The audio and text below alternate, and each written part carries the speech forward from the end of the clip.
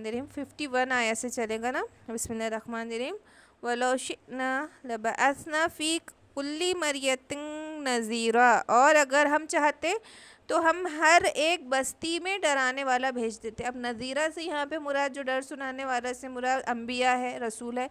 تو یہاں پہ کیا فرمایا اللہ پاک نے کہ اگر ہم چاہتے تو ہم ہر ایک بستی میں نذیر کو بھیج دیتے, رسول کو بھیج دیتے, ہمارے انبیاء کو بھیج دیتے.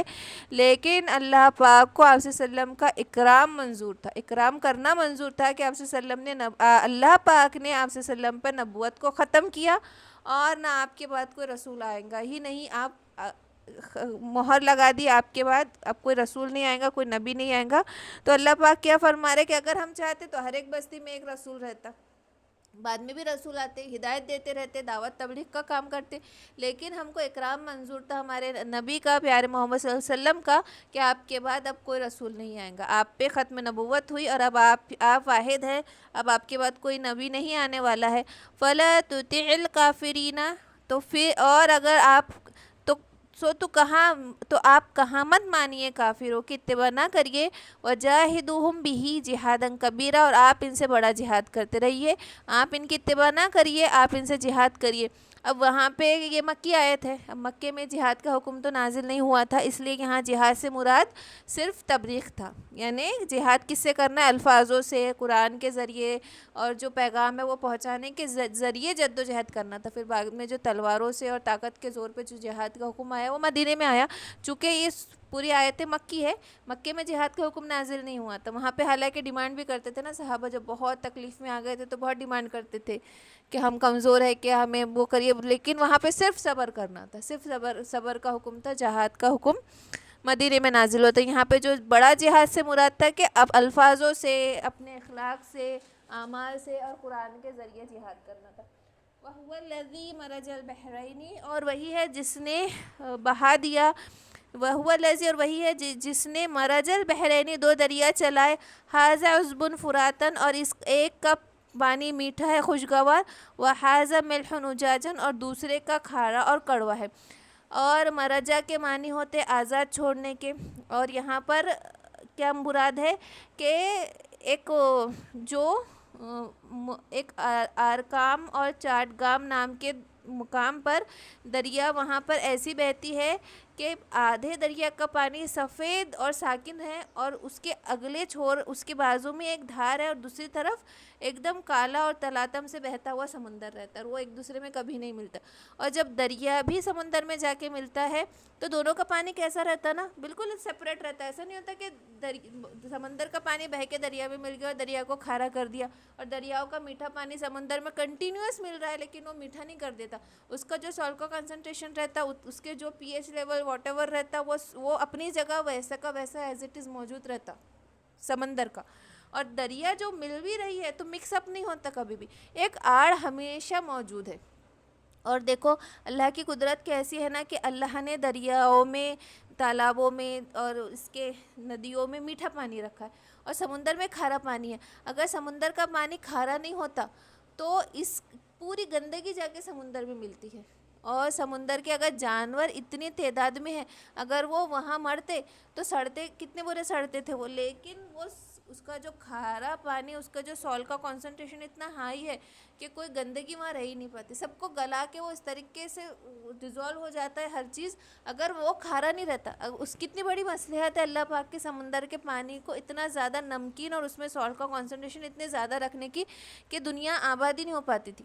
کہ اس میں اتنے بڑے بڑے جتنے دنیا میں جانور ہیں اس سے کئی زیادہ جانور سمندر میں موجود ہے. جب وہ مرتے اور ان کے باڈی پارٹ جب سڑ کے اوپر آتی پانی میں, میٹھے پانی میں, کیسے سڑ کے باہر پھینکتا نا میٹھا پانی, وہاں کوئی چیز سڑتی نہیں ہے بلکہ وہ عجیب سا گندگی جیسے پھیلا دیتی ہے. وہ اس میں گندگیاں کبھی ڈیزولو نہیں ہوتی میٹھے پانی میں, لیکن کھارے پانی میں سب چیز ڈیزولو ہو جاتی ہے. اس کا سالٹ کا کنسنٹریشن, تیزابیت, ایسیڈیٹی اتنا زیادہ رہتی ہے کہ وہ سب کچھ وہ ڈیزولو ہو جاتا.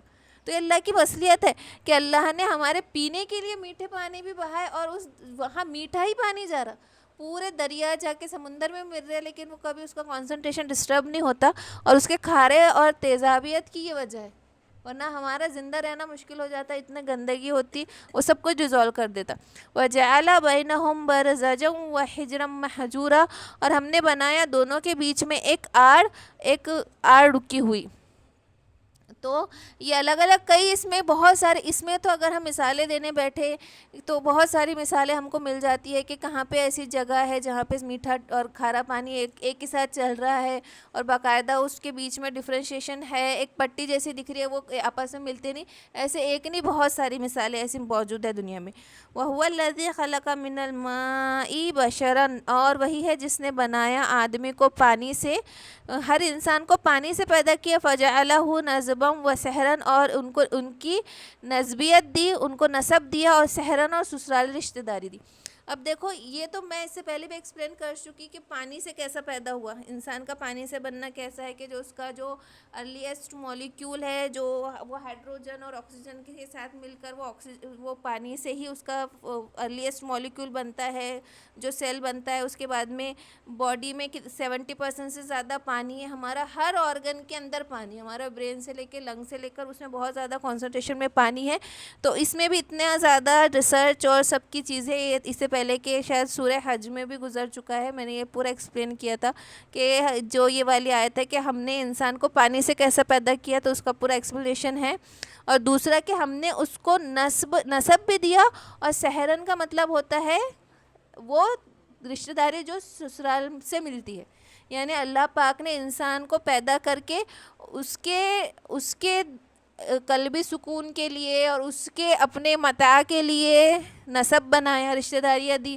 رشتہ داریاں بھی کتنے ضروری ہیں انسان کو، اور نہ ہی نسب والے رشتہ داری کے جو باپ دادا سے چلی آ رہی ہے وہ رشتہ داریاں، اور جو شادی کے بعد عورت کے سسرالی رشتہ دار جو بنتے ہیں، سحرت جو ہے وہ دامادگی کو کہتے ہیں، سسرالی رشتہ داری کے ذریعے بھی تم کو وہ رشتہ داریاں دی۔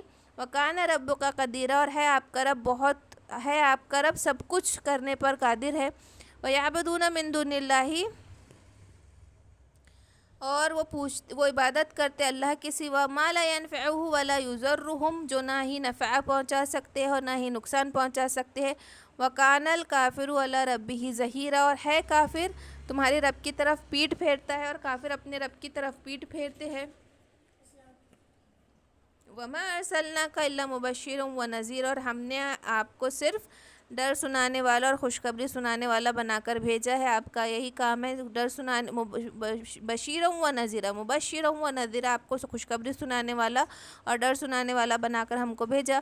قُلْ مَا أَسْأَلُكُمْ عَلَيْهِ مِنْ أَجْرٍ، اور ان سے کہو کہ میں تو تم سے کوئی سوال نہیں کرتا کسی اجر کا، إِلَّا مَنْ شَاءَ، مگر کہ جو چاہے، أَن يَتَّخِذَ إِلَىٰ رَبِّهِ سَبِيلًا، کہ جو چاہے اللہ کا راہ پکڑ لے۔ اور آپ ان سے کہیے کہ میں جو کچھ تبلیغ کر رہا ہوں تمہیں، میں توحید کی دعوت دے رہا ہوں، تو اس کے لیے میں تم سے کوئی اجر مانگ رہا ہوں، بلکہ جو چاہے اللہ کا راستہ پکڑ لے۔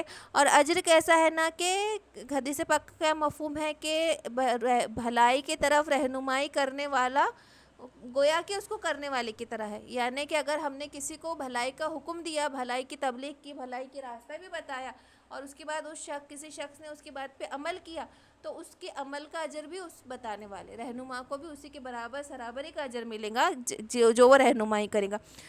وَتَوَكَّلْ عَلَى الْحَيِّ الَّذِي، اور توکل کرتا، اور وتوکل، اور بھروسہ کرو، علی الحی الذی، جو کہ ہمیشہ زندہ رہنے والا ہے، لا یمیت، جو کبھی نہیں مرتا، وسبح بحمدہ، اور تسبیح بیان کریے اس کی تعریف کے ساتھ، اس کی پاکی بیان کرتے رہو، اور توکل کرو اس پہ جو ہمیشہ زندہ رہنے والا، ہمیشہ قائم رہنے والا، جس کو کبھی موت نہیں آئیں گی، اور خوبیاں بیان کرو اس کی تسبیح کے ساتھ۔ وَكَفَىٰ بِهِ بِذُنُوبِ عِبَادِهِ، اور وہ کافی ہے اپنے بندوں کے گناہوں کی خبیرہ خبر رکھنے والا ہے، اور وہ کافی اور اپنے بندوں کے ہر گناہ کی وہ خبر رکھنے والا ہے۔ یہاں پر سجدہ تلاوت ہے، آگے میں ہے،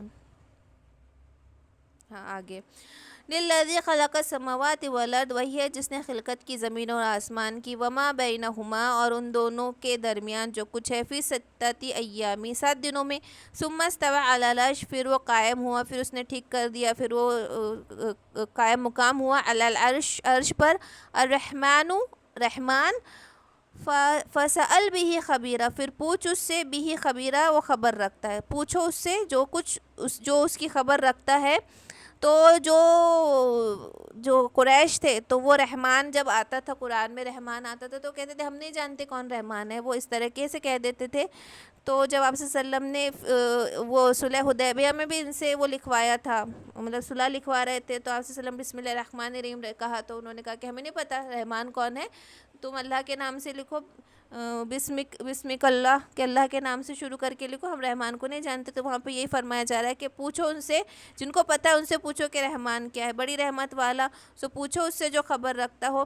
وَإِذَا قِيلَ لَهُمُ اسْجُدُوا لِلرَّحْمَنِ، اور جب ان سے کہا جاتا ہے کہ سجدہ کرو رحمان کے لیے، قالوا وما الرحمن، تو پوچھتے کہ رحمان کون ہے، أَنَسْجُدُ لِمَا تَأْمُرُ، کیا ہم سجدہ کریں، لِمَا تَأْمُرُونَ، جو تم ہمیں حکم کرتے ہو، وَزَادَهُمْ نَفُورًا، اور ان کا بدکنا اور زیادہ ہو جاتے ہیں۔ تو وہی آپ صلی اللہ علیہ وسلم جب ان رحمان کا نام لیتے تو وہ نئی نئی بات، مطلب بہانہ تھا، بس ان کو بہانہ ہیلے بہانے کیسے تو بھی کرنا تھا۔